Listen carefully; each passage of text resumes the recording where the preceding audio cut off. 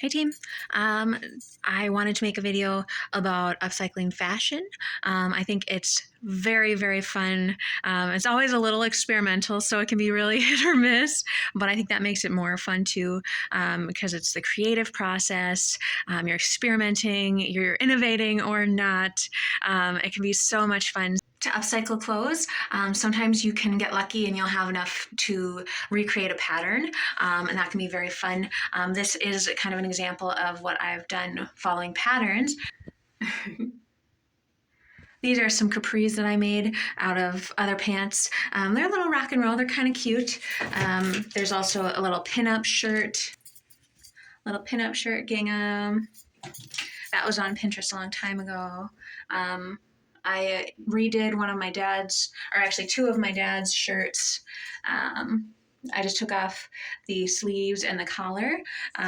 They were just a little bit ragged and my dad didn't want to wear them anymore. So he said, "Hey, do you want them?" And I said, "Sure, why not? I think they're hipster cute for summer." So a couple of tops like that.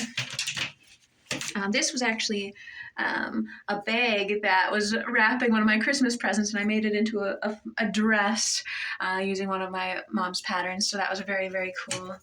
And I also made another dress. I love dresses. I love impractical dresses, which is a little bit of a hazard. This, I'm sure you can totally tell, but I love dresses. This one is blue. I made it out of uniform shirt. Also, I've got some examples of freestyled garments, that was kind of my forte. I didn't have any patterns, so it was just fun to let the fabric talk to me. So, like I said, I had a lot of fun.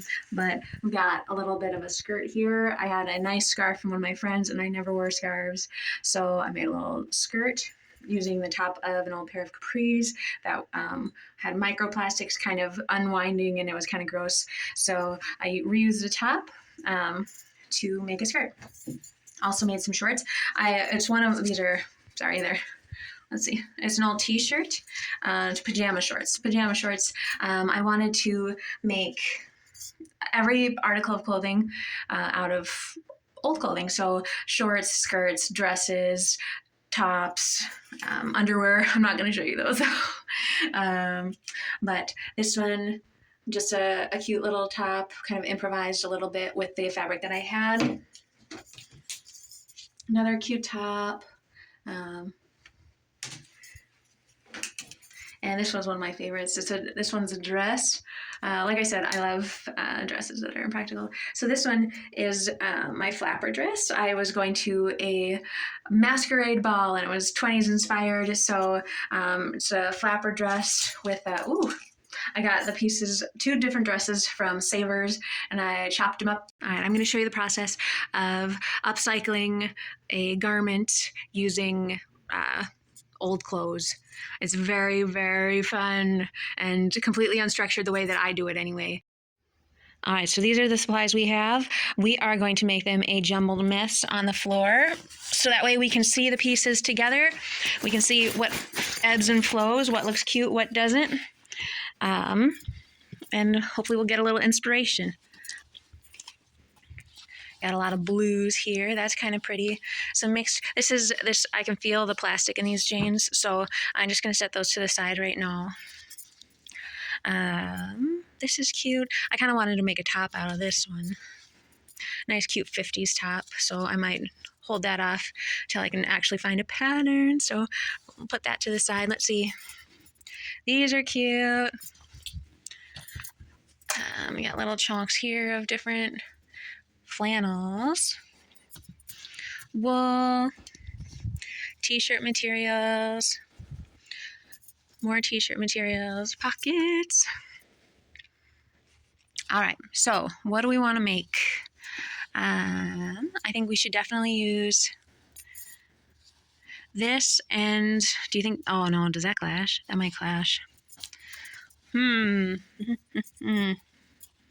Let's see. This is an old sheet, and this has a lot of material, so that might give us a little playroom too. Maybe we could do, because this is kind of, these are small scraps and they're kind of clashing. That doesn't look bad because they're both stripes, so that might be interesting, but Now we start piecing everything together. All right, looking at the materials that we had, I liked pairing the sheet with this bright, vibrant blue, I think the most. So especially since we're in a little bit of a hurry. So because I don't know about you, but it's almost my bedtime.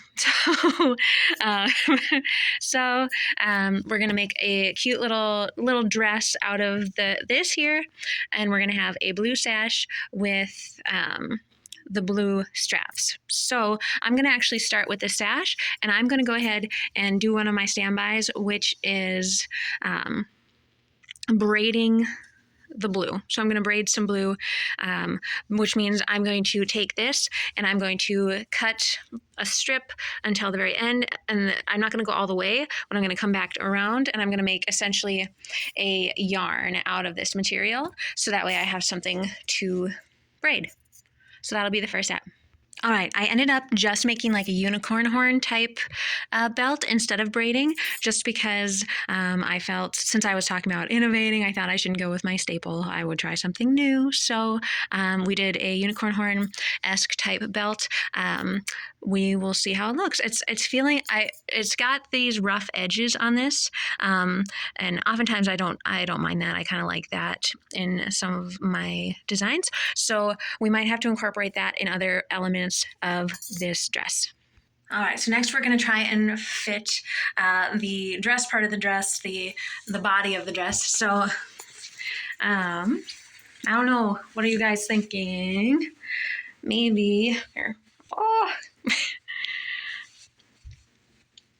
Maybe we could have it. Do we want to have it just straight up and down?